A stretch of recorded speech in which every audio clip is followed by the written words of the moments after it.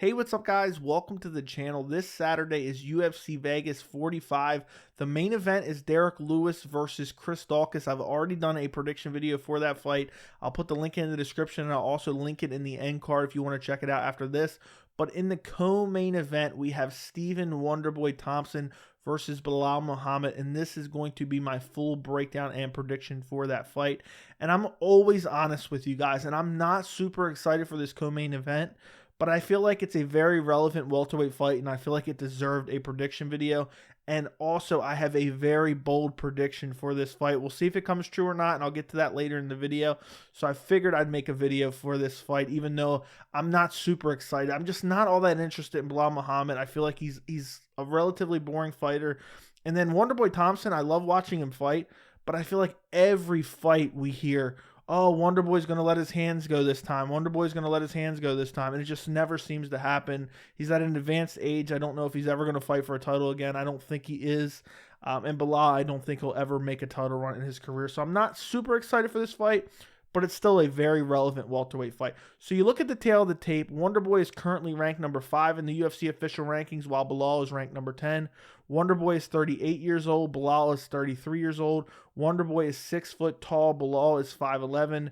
Wonderboy has a 75-inch reach, while Belal has a 71-inch reach. So a little bit of a reach advantage for Wonderboy. I think he'll definitely utilize that in this fight. And he's much older than Belal, 5 years older than Belal Muhammad.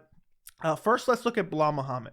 His last fight was at UFC 263 against Demian Maia, and he won the fight via decision. It was a unanimous decision, but honestly, I was not impressed at all. Demian Maia, I think, was 43 years old at the time. I feel like Belal could have went out there and got a statement win over a legend like Demian Maia, and it just was a lackluster performance. The fight was boring.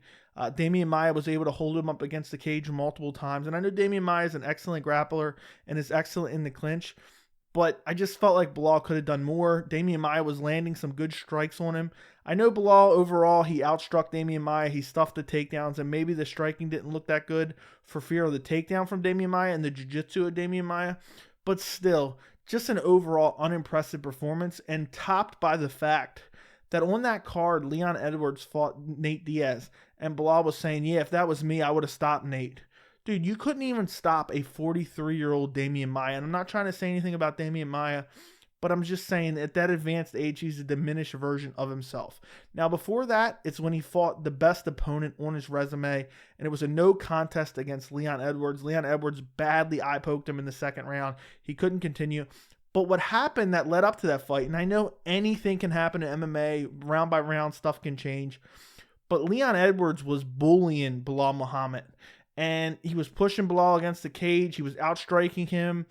He was landing good shots. He rocked him, I think, multiple times. He at least rocked him once with a massive head kick and was just outstriking him. And I think Leon was on a path to either potentially get a finish. I think he could have finished that fight, or at least he would have won a very dominant decision. Unfortunately, we have the eye poke, so we don't know. But I think Leon Edwards would have won that fight. Before that, win over Diego Lima. Before that, a decision over Lyman Good. And just, you look over his resume, and every time he's fought a slightly, step up in competition, he's lost. He fought Vicente Luque, and I don't remember exactly what I thought of Vicente Luque all the way back in 2016, but we know who Vicente Luque is now. Lost. Alan Jumban was kind of a middle-of-the-pack guy, lost to him back in 2016 as well. Lost to Jeff Neal in 2019. Jeff Neal was a very hot up-and-coming prospect at that point in time, and I believe for sure he would have lost to Leon Edwards. So there's a common theme there.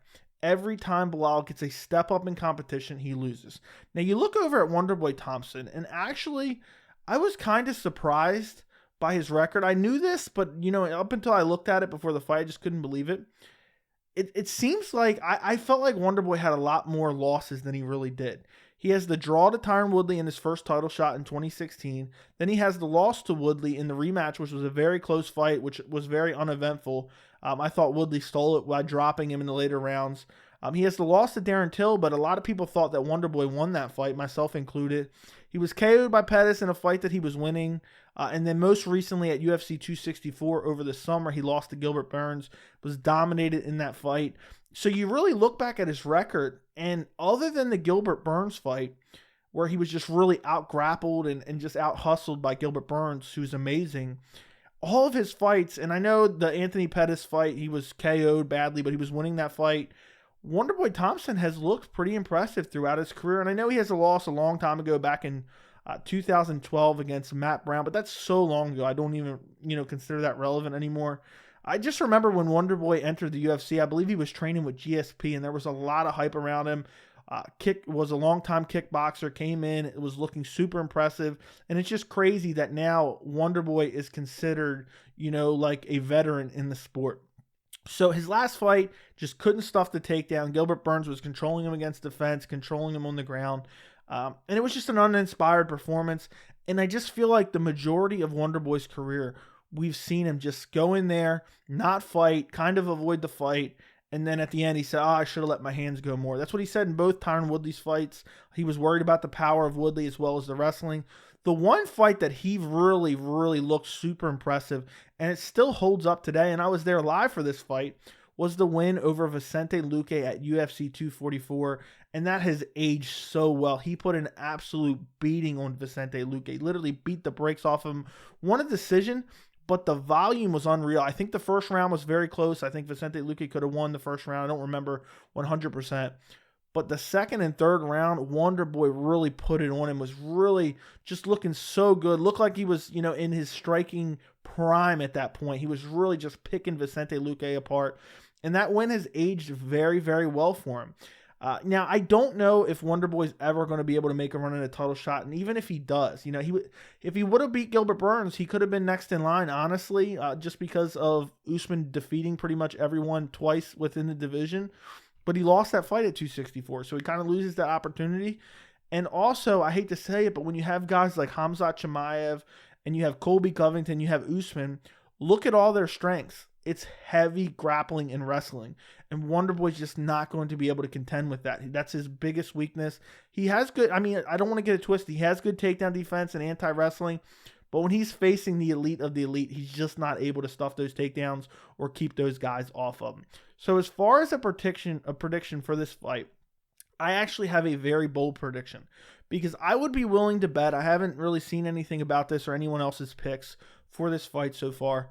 But I would, if I had to guess, I think the majority of people who are predicting this fight are probably taking Wonderboy by decision.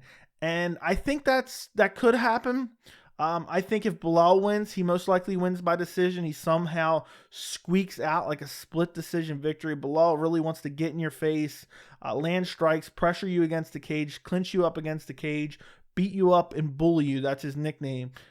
But against the elite of the elite, I don't think he's able to do that. So here's my bold prediction for Wonderboy Thompson versus Belal Muhammad. And I think Wonderboy stops Belal Muhammad in the first round, maybe the second round, maybe early second round.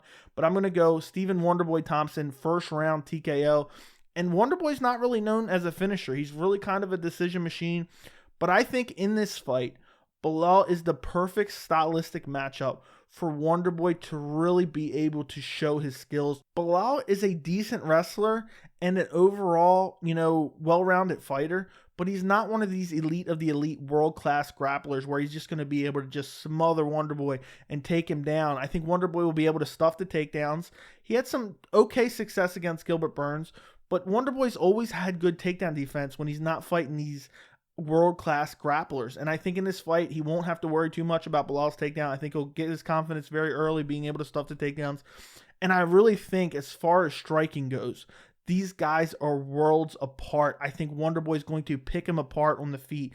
And Wonderboy has that weird side stance and that in and out movement. He closes distance so fast. And I really think he's going to light Belal Muhammad up. And I think really this fight, if I had to pick a fight from Wonderboy's past to compare to, I think it's going to look a lot like Johnny Hendricks. And, Wonderboy went in there against Johnny Hendricks, picked him apart, finished him. I think he finished him with a spinning back heel kick.